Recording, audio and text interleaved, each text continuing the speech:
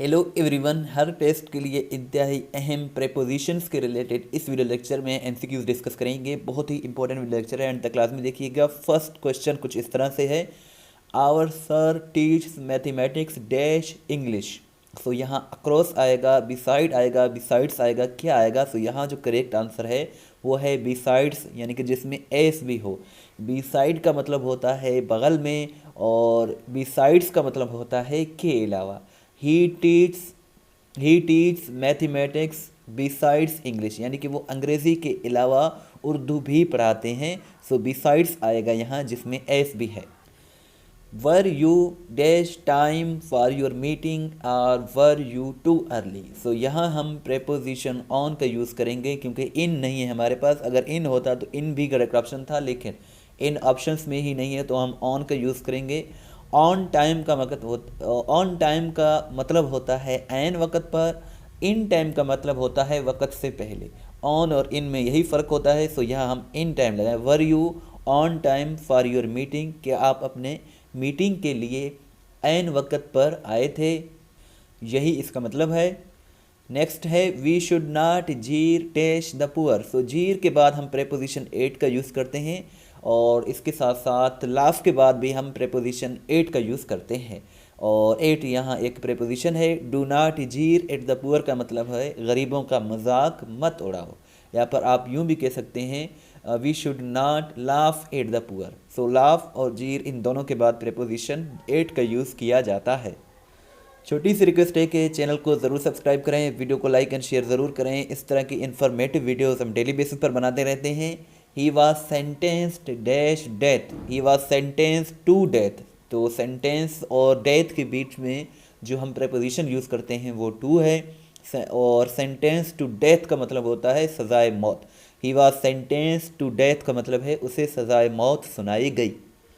A large procession was taken dash against rising prices. So taken के बाद हम preposition out का use करते हैं।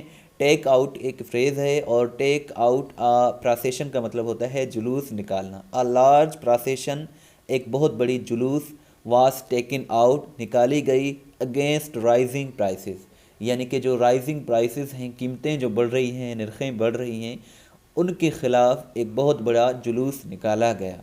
सो take out. He was born dash Lahore in Pakistan. So यहाँ हम प्रेपोजिशन एट का यूज़ करेंगे। जब भी कोई दो प्लेसेस का नाम हो और एक प्लेस छोटा हो, तो पाकिस्तान की निस्बत ज़ाहिर है लाहौर छोटा प्लेस है, स्मॉल प्लेस है, तो यहाँ हम एट का यूज़ करेंगे। फिर बाद में जो बड़ा प्लेस आएगा उससे पहले हम प्रेपोजिशन इन का यूज़ करेंगे। इसी तरह he was born at Balochistan in Pakistan, यानी कि वो बलूचिस्तान पाकिस्तान में पैदा हुआ। सो बलूचिस्तान छोटा हिस्सा है, पाकिस्तान बड़ा हिस्सा है। सो बड़े हिस्से से पहले हम इन का यूज़ करेंगे, और छोटे हिस्से से पहले हम एट का यूज़ करेंगे। He was born at Pakistan in Asia. तो यहाँ देखें, यहाँ हम एशिया बड़ा है, पाकिस्तान छोटा है। सो यहाँ हम पाकिस्तान से पहले एट का यूज़ करेंगे, एशिया से पहले इन का यूज़ करेंगे। नेक्स्ट क्वेश्चन है, once dash a time there was a king. So once upon a time, ये एक इडियम है, और इसका मतलब होता है एक दफ़ा का जिक्र है। Once upon a time, once के बाद अपॉन का यूज़ किया जाता है। Once upon a time there was a king, एक दफ़ा का जिक्र है कि एक बादशाह हुआ करता था। Finish it dash two days. So यहाँ फ्रॉम टू अपॉन का यूज़ नहीं किया जाएगा। मोस्ट अप्रोप्रिएट जो ऑप्शन है हमारे पास वो है with in. Finish it with in 2 days, यानी कि इसको 2 दिनों में मुकम्मल करो। सो विद इन का मतलब होता है पीरियड ऑफ टाइम, बिफोर का मतलब होता है पॉइंट ऑफ टाइम, और यहाँ विद इन करेक्ट ऑप्शन है। Come and sit dash me. So यहाँ हम प्रेपोजिशन बिसाइड का यूज़ करेंगे। Come and sit beside me, beside का मतलब होता है बगल में। So come and sit beside me का मतलब है आओ मेरे बगल में, या फिर मेरे करीब बैठो। ये क्वेश्चन आपके लिए है, इसका आंसर आप ज़रूर दीजिएगा। Do not lean dash the wall. So यहाँ अगेंस्ट, अमंग, बिटवीन या फिर इन आएगा, ये आप कमेंट सेक्शन में ज़रूर बताइएगा।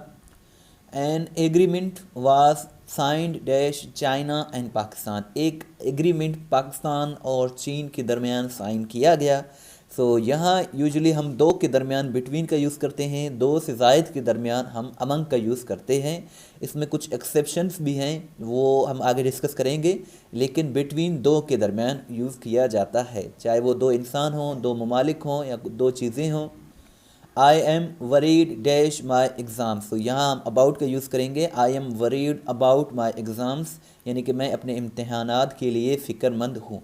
सो वरीड के बाद हम अबाउट का यूज़ करते हैं। How can you cater dash all their needs, तो यहाँ हम प्रेपोजिशन टू का यूज़ करेंगे। How can you cater to all their needs, cater के बाद हम प्रेपोजिशन टू का यूज़ करते हैं। केटर टू का मतलब होता है ज़रूरत को पूरा करना। How can you cater to all their needs, आप उनके तमाम ज़रूरियात को कैसे पूरा करेंगे, यही इस सेंटेंस का मतलब होता है। सो केटर के बाद हम टू का यूज़ करते हैं। My parents are travelling dash train, so यहाँ हम प्रेपोजिशन बाय का यूज़ करते हैं। ट्रेन से पहले, एरोप्लेन से पहले और कार से पहले, हम बस से पहले प्रेपोजिशन बाय का यूज़ करते हैं। अगर आप अपनी इंग्लिश को इम्प्रूव करना चाहते हैं तो लिंक डिस्क्रिप्शन में मौजूद है, जब आप उस पर क्लिक करेंगे तो इस तरह आपके सामने ओपन हो जाएगा। यहाँ आपको ज़्यादातर जो सवालात हैं इंग्लिश के वो पास पेपर से लिए गए हैं, जहाँ से आप PDF भी डाउनलोड कर सकते हैं। मोस्टली जो क्वेश्चंस आ रहे हैं वेबसाइट से, इसी वेबसाइट से आ रहे हैं पेपर्स में।